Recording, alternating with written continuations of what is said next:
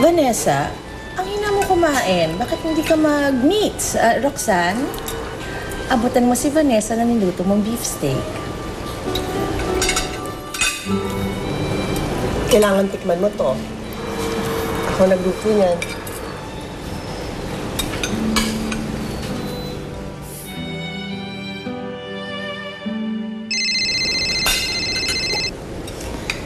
Hello? Attorney? Nanggaling dyan si Senny kanina? Oh, okay. Thank you, attorney. Roxanne, what happened to Zenny? Wala na siyang lawyer. Wala na ring maitutulong si Leo sa kanya. And they don't even have the money to get a good lawyer. Naghihintay na ngayon ng impyernong kulungan para kay Sen.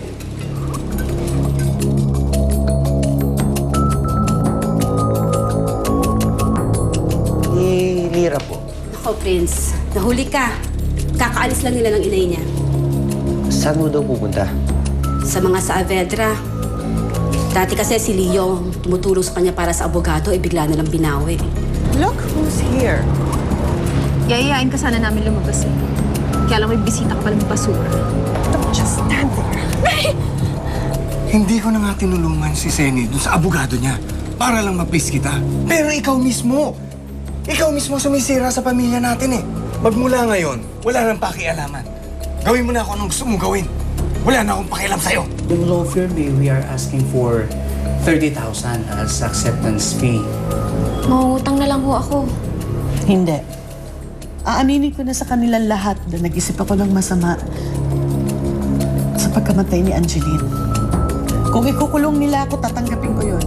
Ikukulong nila ako dahil gusto kong mabuhay ang anak ko. Gagawin ko yun. Ikulong nila ako.